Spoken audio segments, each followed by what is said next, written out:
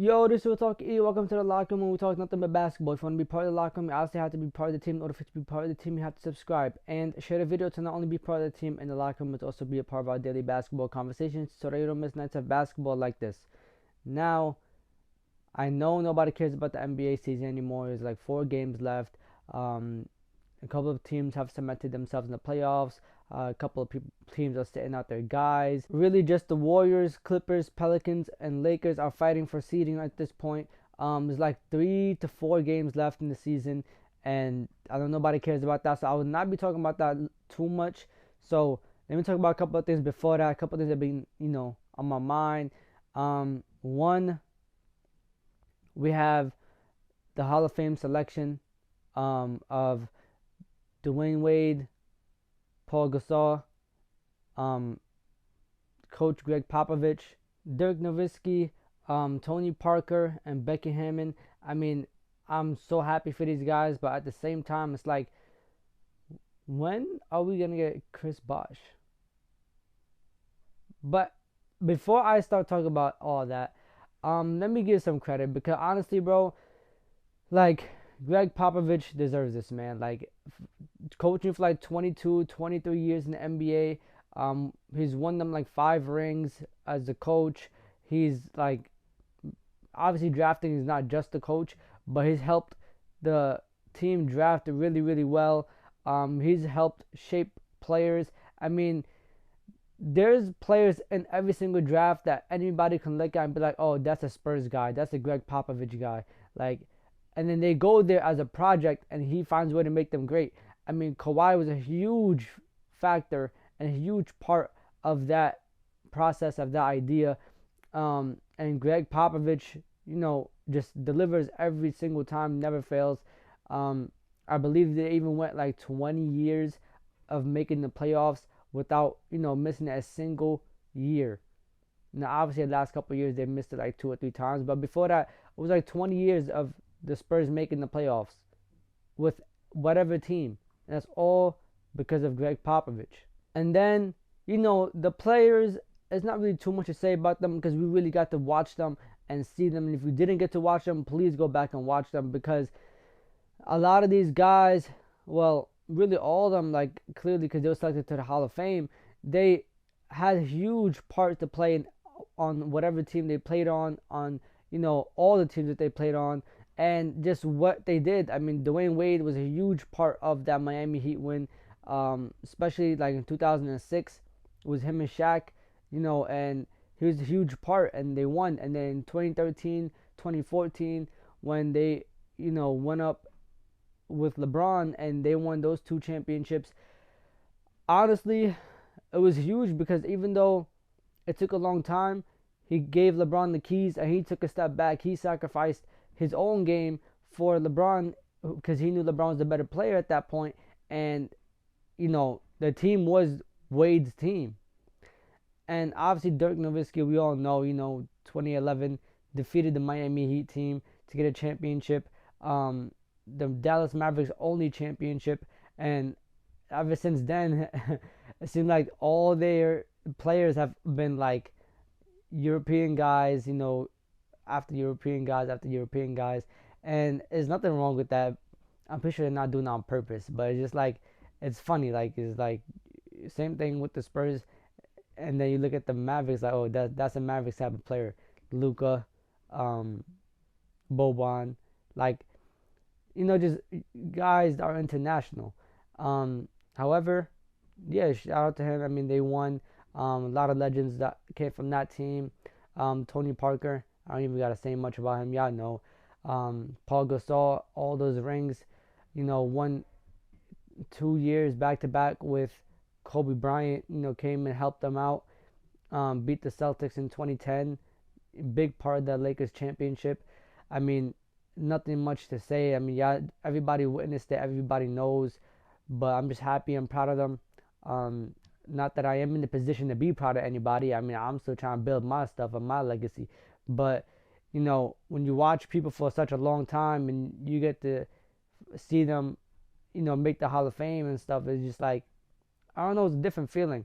Like, all LeBron fans, you guys will be able to understand this feeling whenever, LeBron retires and then he gets selected for the Hall of Fame, which he's going to be. But it's a different feeling. And then another thing I want to talk about. Let's talk about this NBA, NBPA, CBA thing that's going on. I mean, just saying those letters alone just made me sound like so, like, uninterested. To be honest with you, it just sounds like it's too much going on. Actually, I don't even like a lot of these rules. Like, why does a player have to play 65 games in order for them to win awards? That is the dumbest thing to me. Because 165 is a lot. That means you can only miss about 17 games a season. And we all know if somebody breaks their ankle, if somebody breaks their wrist, they're going to sit out for like 6 weeks at least. And 6 weeks is more than 17 games.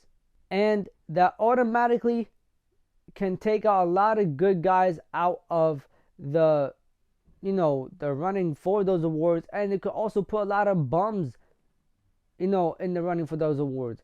Like, bro, I don't want, not that he's a bum, but I don't want to see, like, let me think of somebody, because now that I said bum, it's gonna sound crazy, but I promise you he's not a bum.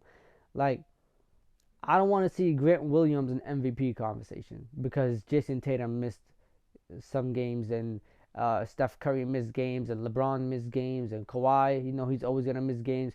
Like, I don't want that. I don't want to see Bones Highland in MIP. I don't want to see, like, who else? Patrick Beverly in MVP. For what? Why? Why are we doing this?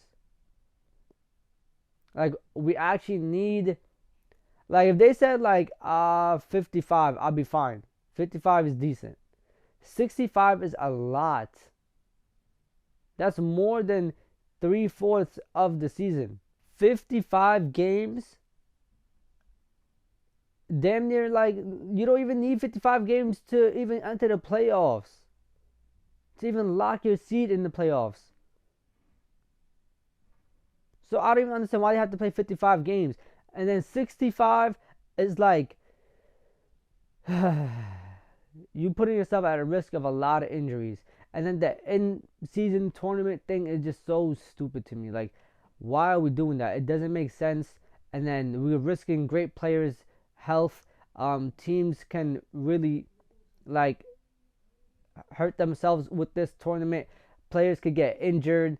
I mean, Draymond Green was talking about this, and he said something like how in California, which is where he plays, where the Warriors play, where the Lakers play, where the Clippers play, where the Kings play, if you are making $500,000 for that game, right? You're really only leaving for with like 200. And for me, you, and everybody else, that's a regular person, or everybody that's coming up, 200,000 is a lot of money. A lot. But for NBA players, what we have to understand is not that they view it as, oh, it's just like change to me. No, they view it as like, bro, I'm signed for like $100 million. I'm making like $20 to $50 million a year. 200,000 for me to go possibly injure myself for no reason when I want to win a championship. I am not trying to compete in a in-season tournament. Is like the complete opposite of what people try to make it seem. So 200,000 is way too little. Way too little. And then you come to New York, right? And 500K. They really only gonna leave with like what, 250, 300? And even if you up it to $1 million, it's only like 450. And Draymond, he's like, oh, 450 is, I'll do it for 450. But realistically, you sit down and you think to yourself, is this $450,000 worth me possibly getting injured and the team not winning a championship? Like, let's say they go play in the in-season tournament, and Draymond Green, God forbid, tears his ACL. Now he's gone for the rest of the season. And now it's Steph, Clay, and the rest of the Warriors team. Now who's gonna do all the passing? Who's gonna do all the shouting? Who's gonna get all the technicals? Who's gonna do all that stuff that Draymond does for them? Nobody. Not a single person. So then, now you just wasted, a whole season of games for $450,000.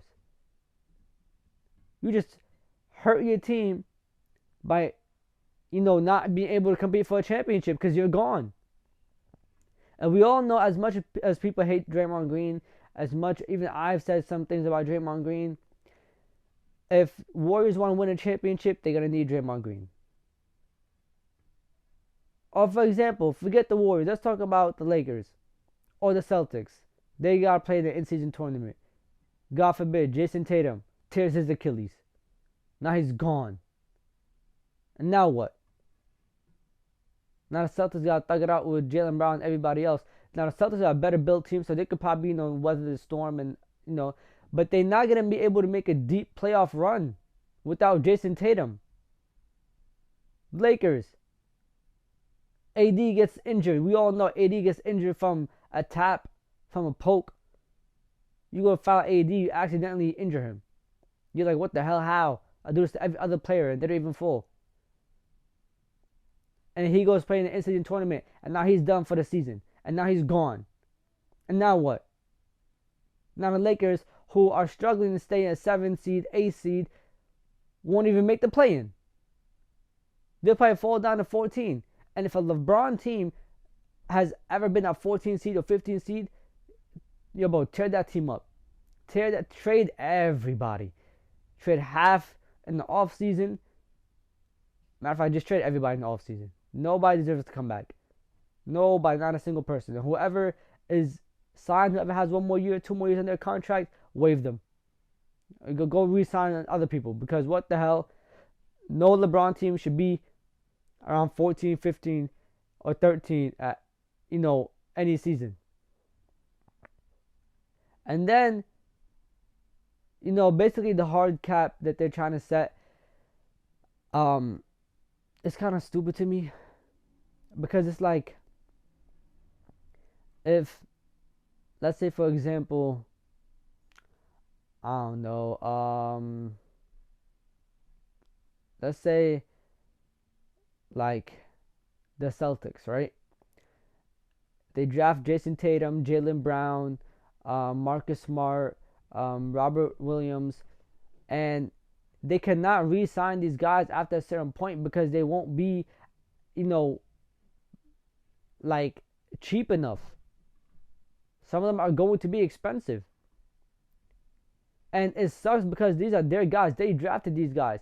So then, in that same idea, what happens to the Larry Bird rules? The Gilbert Arenas rules. What happens to those rules? Do you get to keep your guys? Do you not get to keep them? What happens?